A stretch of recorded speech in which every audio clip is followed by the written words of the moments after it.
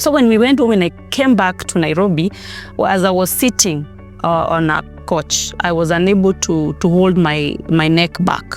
So now we said, now this has worsened, let's now seek back medication. When we went to the hospital, I was admitted. So for me, I was expecting when I get infused, I rise and walk, and now I start breastfeeding my baby. But that was not the case. Esther used to cry. I used to cry wondering, Mom, what is this? I can't lift my baby. Why? So the message that the science has evolved. And I know in our African culture, witchcraft and those things play a big role. We cannot ignore them. But science has evolved. And evolving meaning that we have a better understanding of the diseases. So it's not time to hang your head down and say it is over. Come in early, start the treatment, they're available, isn't it? And you'll be able to go back to your life. You seem like Rosa, you can't even tell Rosa's unwell.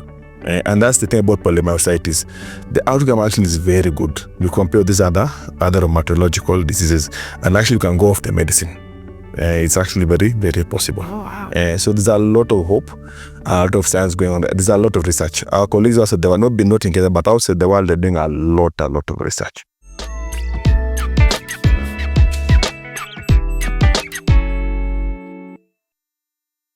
Hello and welcome to another episode of Behind the Diagnosis. I am your host, Esther Ashira, and joining me as always is our sign language interpreter, Judy Kihumba. To everyone who has been watching, subscribing, and sharing our episodes, thank you. Your support is pushing this mission forward, and one story at a time. And if you're tuning in for the very first time, karibu sana. You're now part of a community that believes every story matters and every voice deserves to be heard. Today, we are shedding light on a rare inflammatory condition that affects the muscles, a condition many have never even heard of, polymyositis.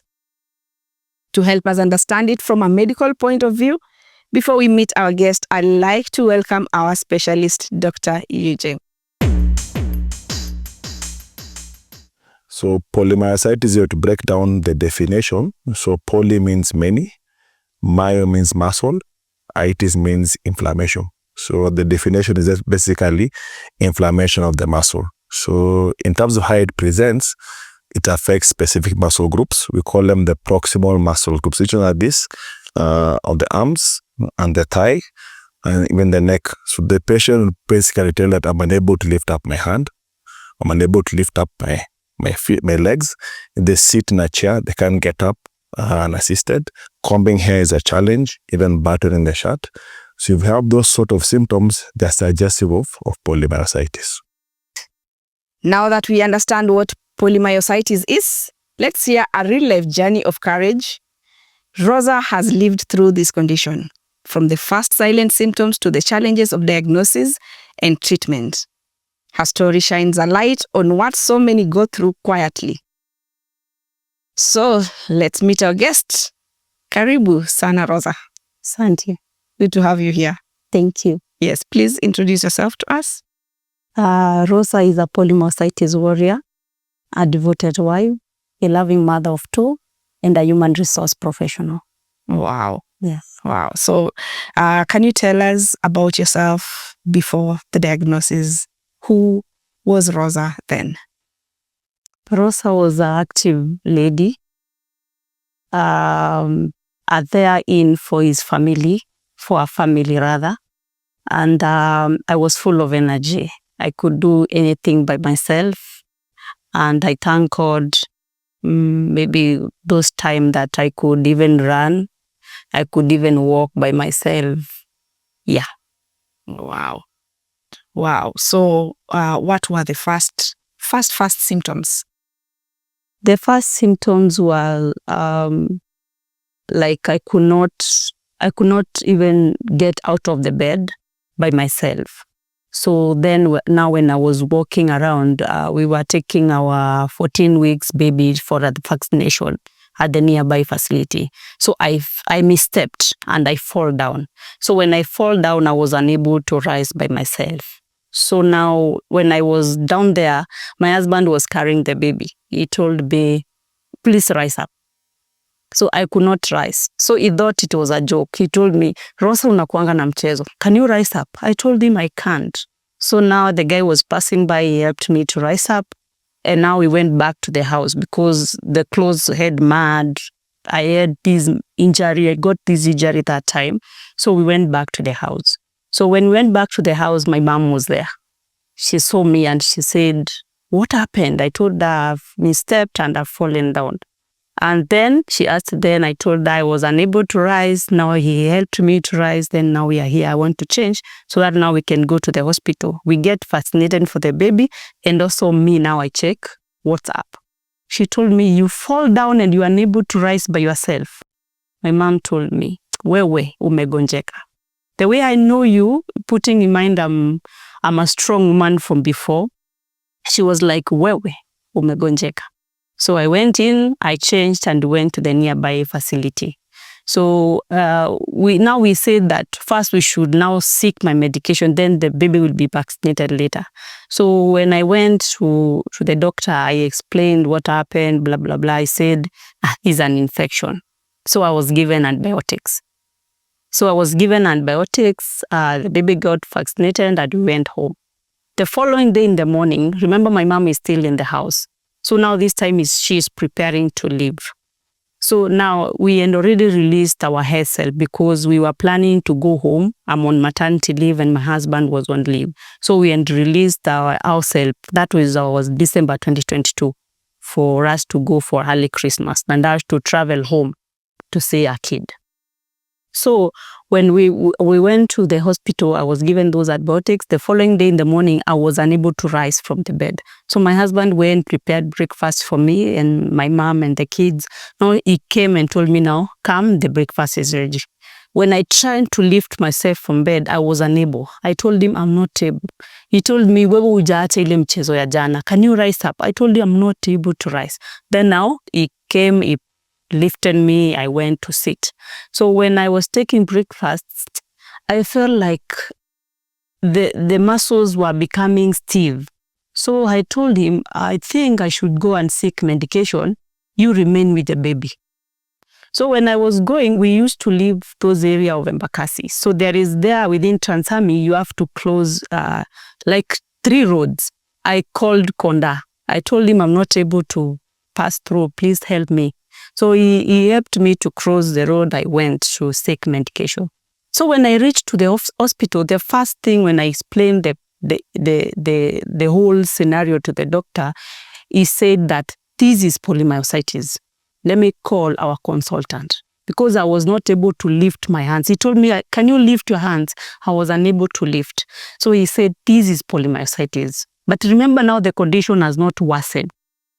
So he called our consultant. He's called Dr. Ondudo. Then Dr. Ondudo said, admit immediately.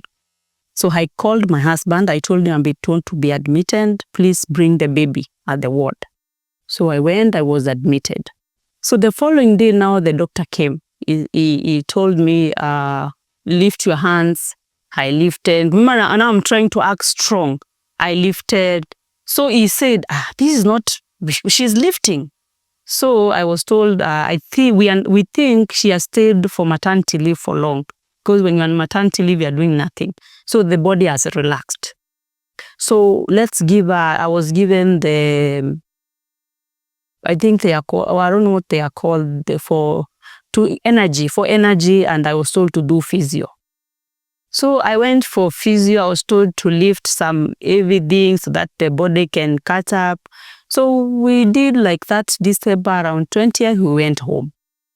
So when we went home, when I came back to Nairobi, as I was sitting on a couch, I was unable to hold my neck back. So now we said, now this has worsened, let's now seek back medication. When we went to the hospital, I was admitted. And I think the treatment, the way I was getting the treatment is a government facility.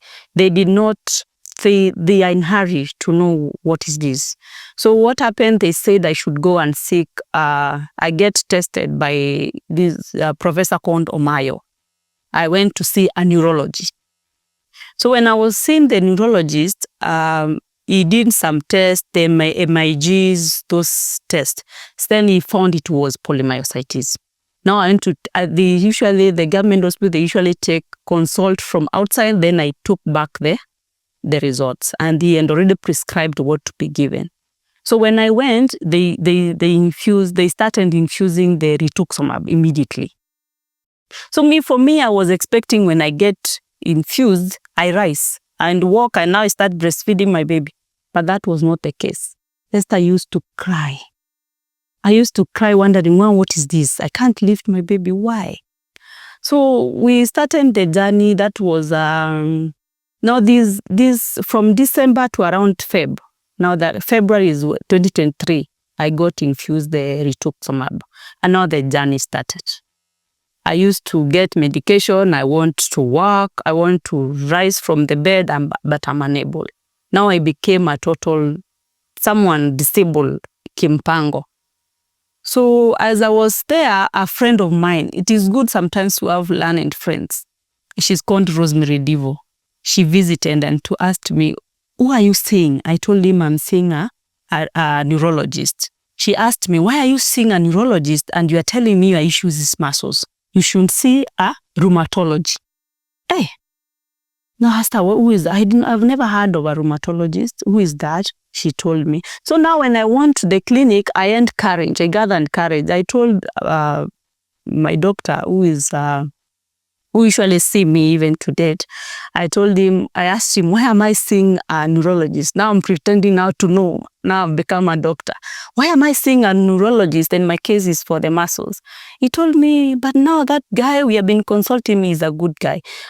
Of which he was good, because when I went to the rheumatology, what he gave me, it is exactly what he had prescribed.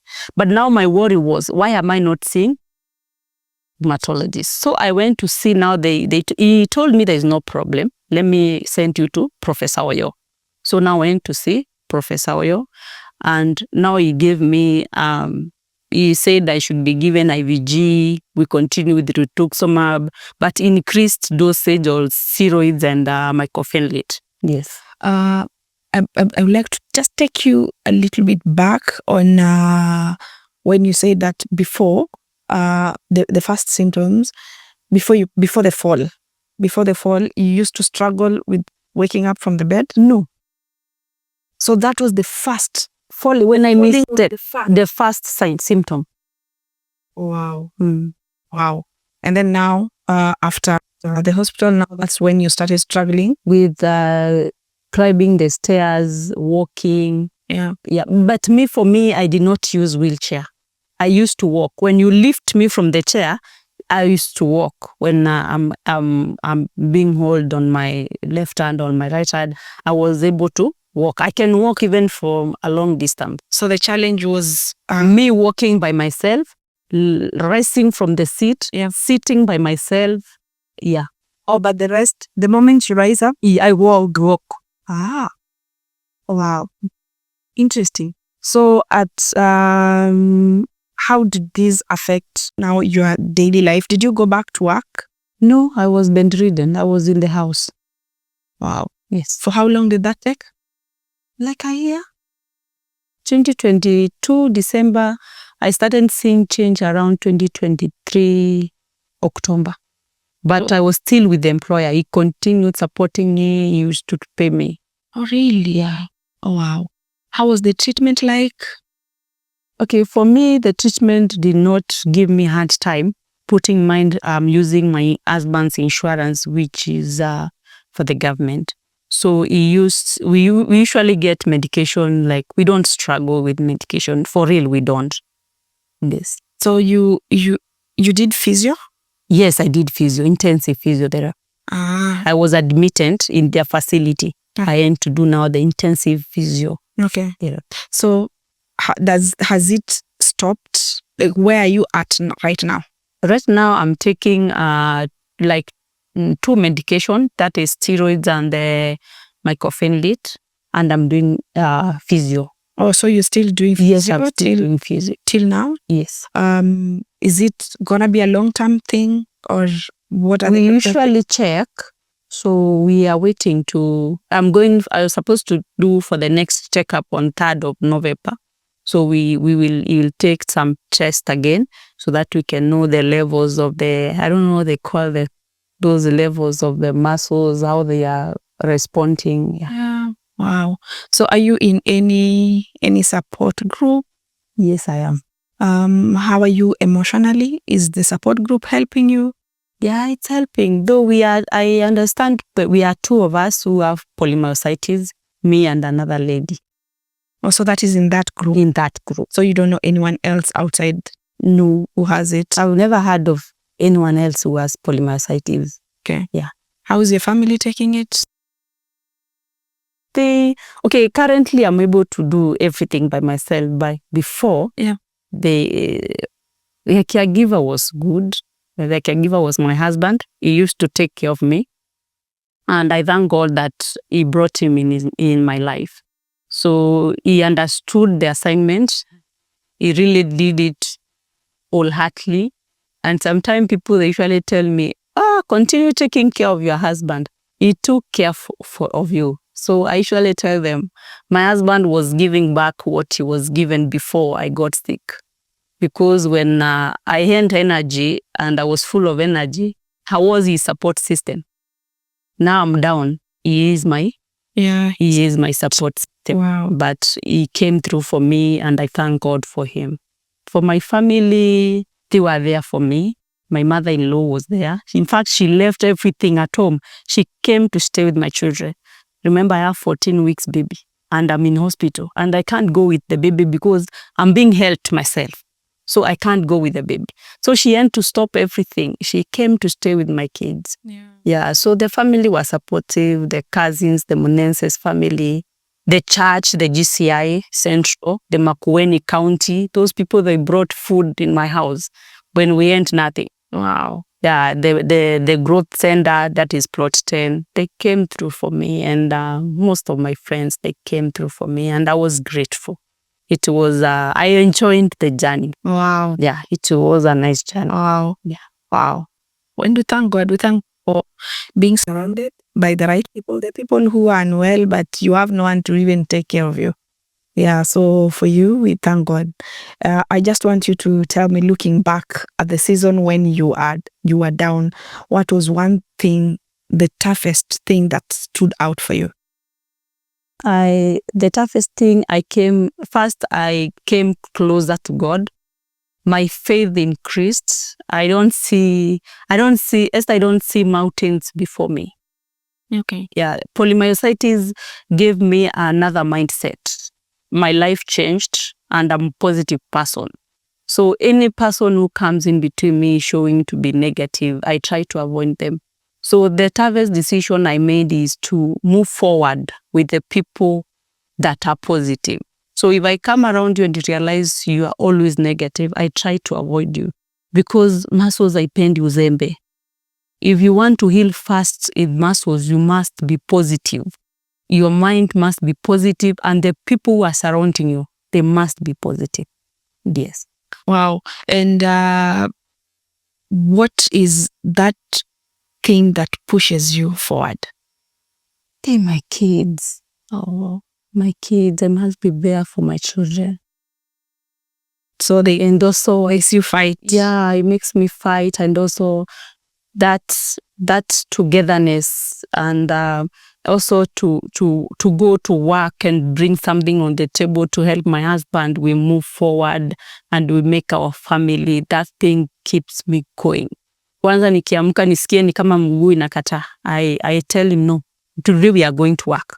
So we must go. So my kids and basically my family keeps me moving because life has to continue. Yeah. Yes. Yeah. Wow. That's interesting.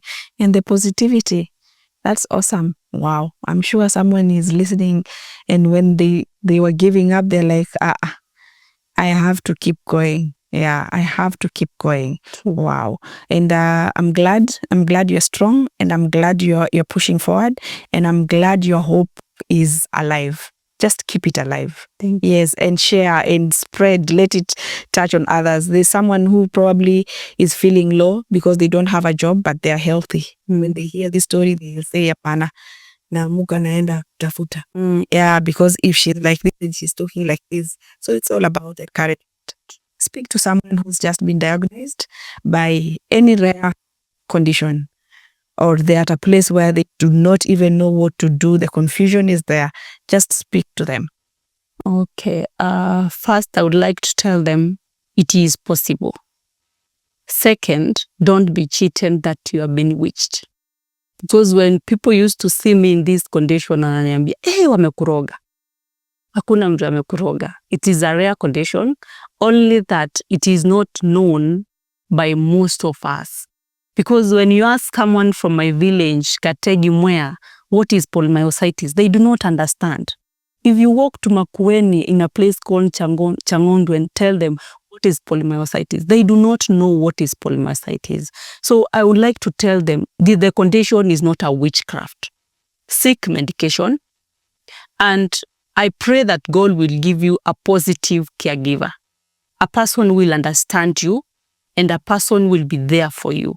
Because with the rare condition, if you do not have the support system, even if you take the medication, it will really keep you backward. But now when you rise up in an environment that is positive, the muscles or the condition, you feel like, yes, we are almost there. So I will pray that God will give you a positive person, will taking care of you.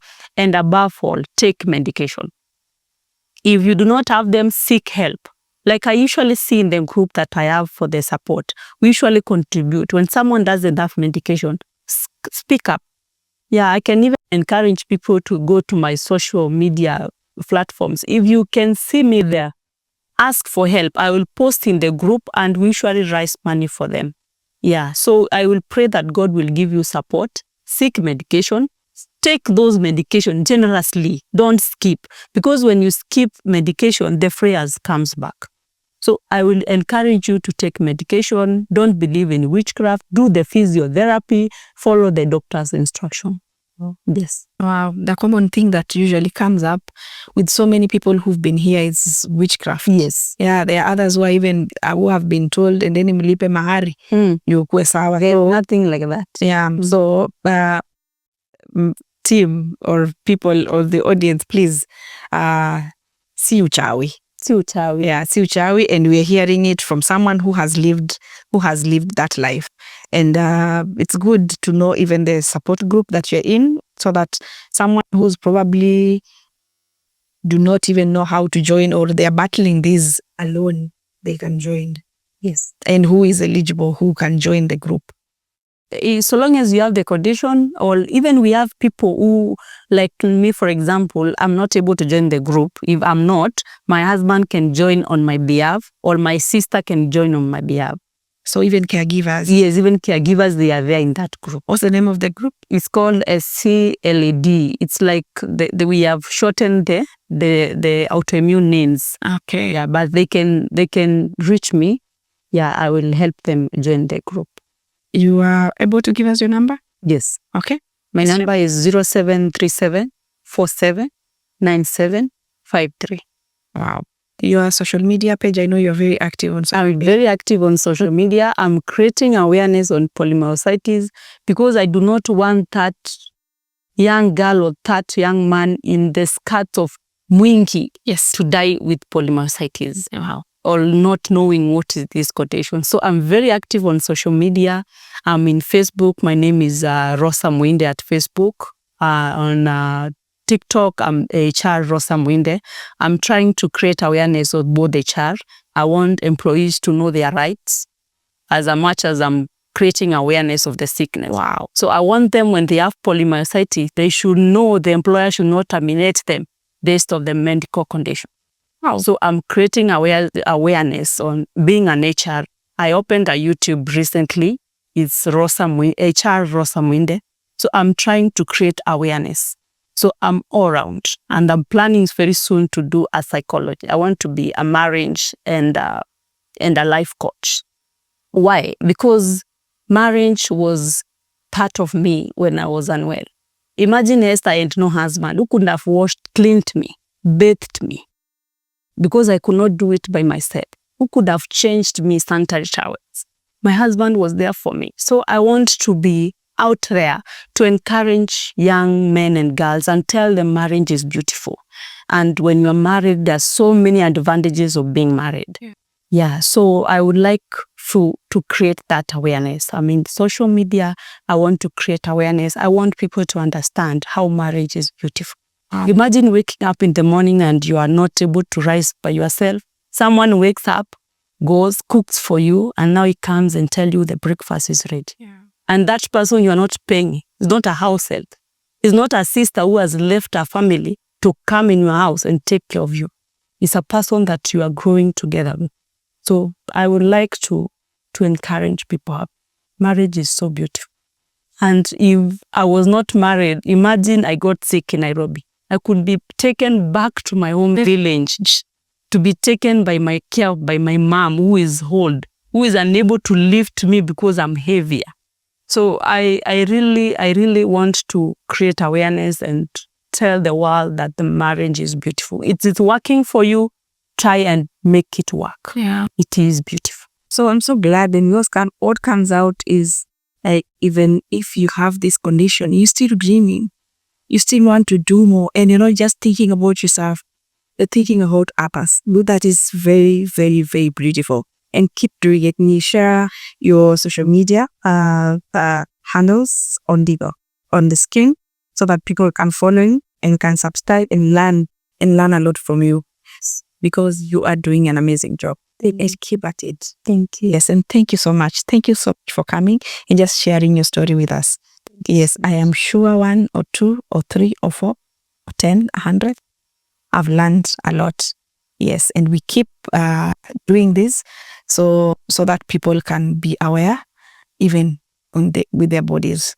Asante sana. Thank you so much. Yeah, so your story gives us a window into a condition that often goes unnoticed until it becomes overwhelming. So we are taking a short break, but when we return, we'll be joined by Dr. Eugene, who will help us understand the medical side from diagnosis to treatment and long-term care. Stay with us.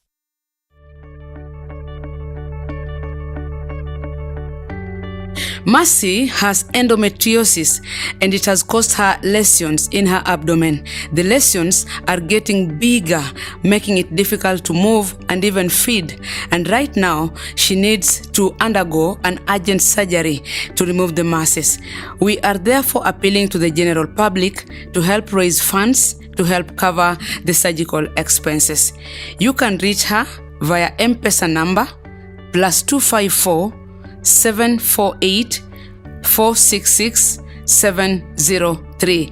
That is +254 748 466 703. We welcome any kind of support. You can also send her an email via mercyadoyoaward22@gmail.com. We look forward to receiving your help.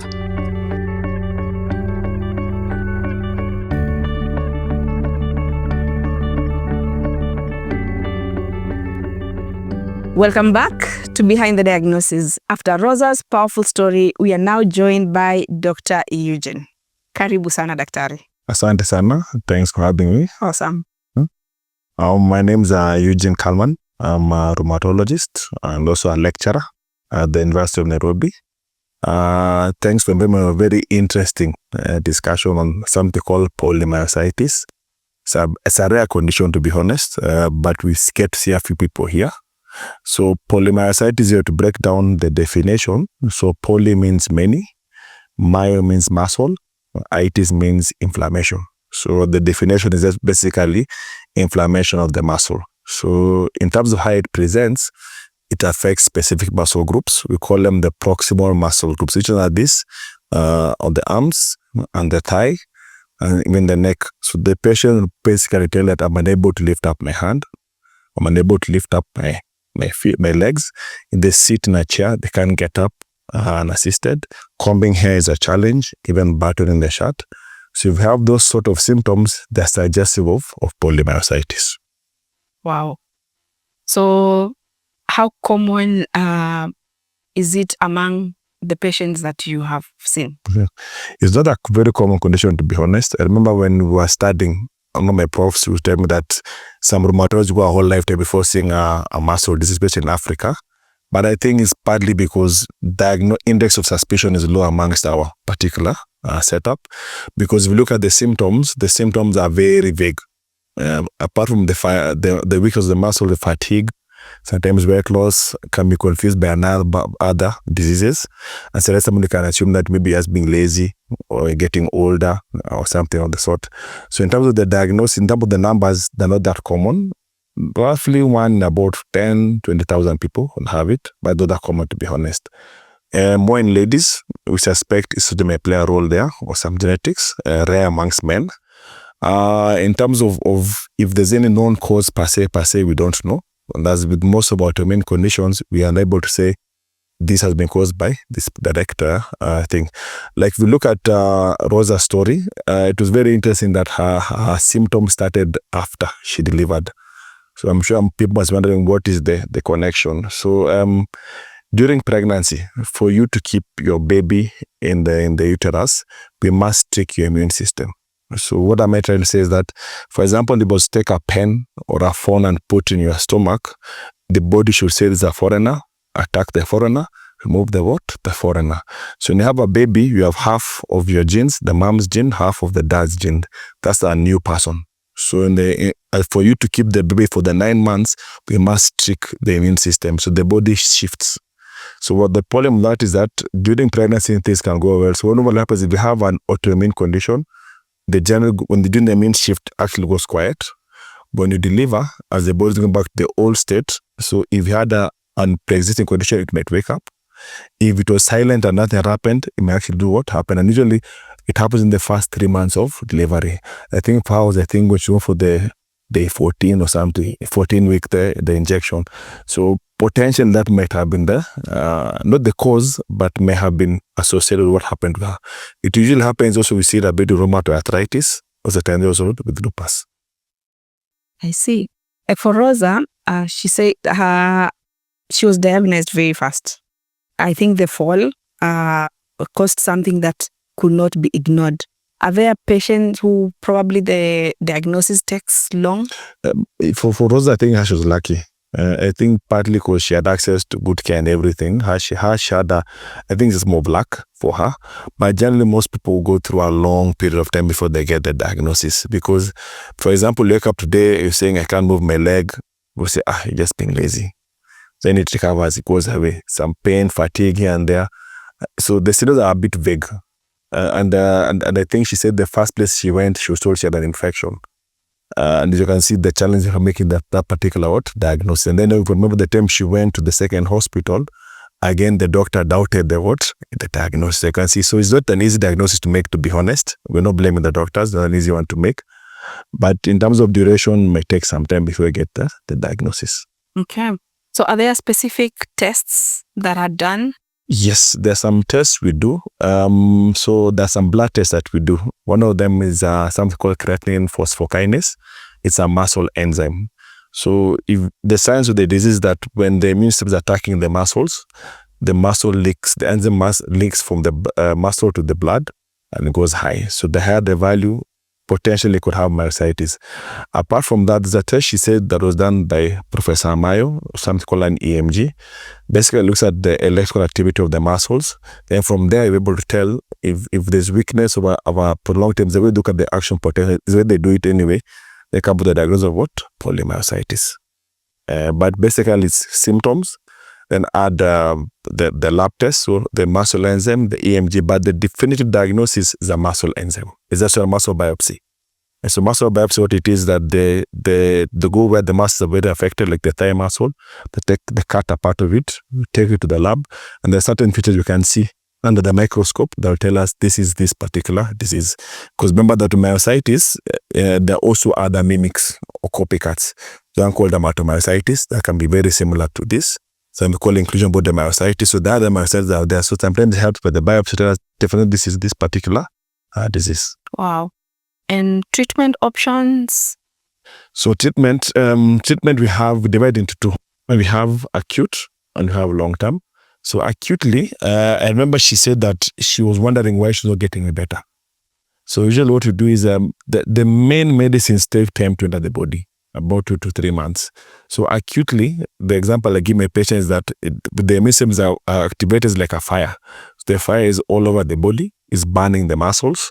When it burns the muscles become weak and small. We get now the weakness. So we usually start with steroids, very high dose of steroids to put out the fire in a rush. Okay. So once the fire has been put out, isn't it? Now we add the other medicines now. I think she said she was something called mycophenolate. It's an option called methotrexate, it's azathioprine. In very severe cases, like for her, there are options of something called rituximab, which is a biologic, and something called IVIG. But those are basically reserved for very in the tail end of the treatment. So once the acute stage is over, and with the long term is where the hard part begins, because most patients feel that if I start the medicine today, tomorrow I should feel better. But what they don't understand is that when your muscles have been hit hard by the fire that comes from the disease, your muscles become very small. So you need to grow them back. And that growing back doesn't take 1 day or 2 days. And so the medicine is basically gym and physiotherapy to try and strengthen back the muscles. So a lot of patients get discouraged during the second part of the treatment. They don't understand why am I not getting any better. The fatigue will get better, but the weakness takes some time to do what? Fully recover. But in terms of the outcome, if you look at most of our diseases, polymyositis tend to have a better outcome and something which can be off the medicine within a year or 2. Yes. Wow. Actually, that was something that I wanted to know. But this is in case of a late diagnosis. Can someone get to a point where you come back and live a near to normal life? It is possible. It is possible. So that you see, over time, we've gotten a better understanding of the disease, and we have better treatments now. Like the rituximab is a bit expensive. It's something we give. IVIG is immunoglobulins, but that is reserved for the emergency cases and works actually faster than the rituximab. So these are some of the things that have been added to the treatment, and actually in very severe cases get very good outcomes. So in with this, is there a situation where there's an overlap with other autoimmune diseases? Yes, there's an overlap. A lot of our diseases have that potential. Okay, commonly we see it with lupus. Okay, sometimes with Sjogren's and also scleroderma, but commonly lupus and scleroderma that we see a lot of the overlaps. When it comes to the overlap, it's not called polymyositis or lupus. We call it mixed connective tissue, meaning that we have a bit of lupus, a bit of maybe scleroderma, and a bit of the muscle. So sometimes when we have these overlapping illnesses, it's a bit hard to tell. Is it because of the poly? Is it because of the lupus? Because the cells are very, very, very similar. Lucky for us, the treatment is almost basically going to be the same. So just for us to pick up and see, but also you reach a level whereby we have some very nice tests, and from the test we're able to tell you, okay, from you right now the way we're going towards the definitions that we're even going out for the word polymyositis, you have an inflammatory muscle disease with this particular test being positive. Then from there we can actually predict and tell you, okay, you'll be a good patient, be a bad patient. I remember like the time I was watching the study, and some big guy in the UK, a muscle lines expert, was telling me there's a patient who had come with a very interesting muscle disease, and at the time he was telling me that this patient would die. And I asked the prof, why would you say such a thing? He said, no, Zooms are very blunt, and they say as it is. So no, this one will probably do what? Will die. Why? Because there's a certain antibody that was very positive in this particular guy, and been in and out of hospital for so many times. And he said, this one, if you look from the research, when you have this particular test being positive, most likely is a one-way street. And actually did what? He went. And at the time, when you were saying that, a lot of guys were saying, antibody is not important, testing is not important. So it helps a lot to do all the tests, because on the test we're able to predict, which and some of the diseases can tell, some of the tests can tell you, like another variant called autoimmune, which comes with muscle and skin at the same time. You can actually tell which patient might get cancer in the future, depending on the on the test. As I even tell you, this one respond better on this treatment vis-a-vis this particular treatment. So as you can see, science is doing what? Advancing. Wow, interesting. So I know you see so many patients, and there are those that you can tell this one has support and this one doesn't have support. I am sure even by seeing them you can tell. So what message can you give or can you tell caregivers? So it's just to be patient with the patient. It's just it's a phase, and the phase will go. It's good to be objective, but also I know sometimes you get tired. Help the patient, but the thing is, we should be able to be patient with the patient, sorry, but also offer help when necessary, when they need it, but also don't overbaby them also. Should have to play the sick role a lot, don't overbaby them. But the major thing is just offering social support. I know it's like the last lady, she had to be bathed, she had to be washed, her mom had to come in and everything. That's what we would like to see. Like where studies, sometimes what they even do is that we find the husband might even be excused from work to just go take care of the wife and get a salary. Wow. While he's taking care of the wife. And I think that's something but that requires policy change in the government and everything. But something going forward, something to consider. Wow. And I pray everyone gets the help that they need. Yeah. So I want you to give a message to someone, because you've heard Rosa's story. So Rosa says that people thought that she is bewitched. And there might be so many people with the same symptoms, but they've not gone to hospital. What message will you give them? So the message that the science has evolved. And I know in our African culture, witchcraft and those things play a big role. We cannot ignore them. But science has evolved. And evolving meaning that we have a better understanding of the diseases. So it's not time to hang your head down and say it is over. Come in early, start the treatment, they're available, isn't it? And you'll be able to go back to your life. You seem like Rosa, you can't even tell Rosa's unwell. And that's the thing about polymyositis. The outcome actually is very good. You compare these other rheumatological diseases, and actually you can go off the medicine. It's actually very, very possible. So there's a lot of hope, a lot of science going on. There's a lot of research. Our colleagues also, they were not in Kenya, but outside the world, they're doing a lot of research. I think we're under the rich level whereby they look at genetics to see which genes put you at risk for developing this particular syndrome. So there's a lot going on out there. So don't give up. There's enough. Some of the tests, you don't have to go to India. There are no guys that are so obsessed with India. Our tests, we send them to India and they come back. So you don't have to go there physically. The medicines are here. Doctors are here. Okay, so it's just stand up. Look for somewhere you can help. And you have colleagues all over the world, all over Nairobi, all over Kenya. You have somebody in Mombasa, you have somebody in Eldoret, somebody in Kisumu, a number of guys in Nairobi. So there's help. It's help, yes. Wow. And it's good to hear. It's good to hear that there is help, so that they don't suffer in silence. Thank you so much. Thank you. And where can you be found? Or when I'm not teaching, and I'm not teaching at the university, I have a small clinic in Upper Hill at the KMA Center. It's called Liberty Arthritis Clinic. Wow. Thank you. Sawa. And Dr. Eugene is readily available. You can access him anytime. So thank you so much, Daktari, for helping us understand this condition in clarity. And thank you for always coming up whenever we call you. We've become so familiar with you, and we really thank God for you. Thank you. Asante sana. Asante. Sawa. And to Rosa, thank you for your honesty and courage. Polymyositis may be rare, but stories like today's remind us that awareness can change lives. If you're watching this and you know someone whose story needs to be heard, please reach out through the number on your screen. Remember to subscribe, like, and share this episode. Join the Behind the Diagnosis family as we continue to educate, advocate, and give voice to those who often go unheard. I am Esther Ashira, and our sign language interpreter, Judy Kihumba. See you on the next episode.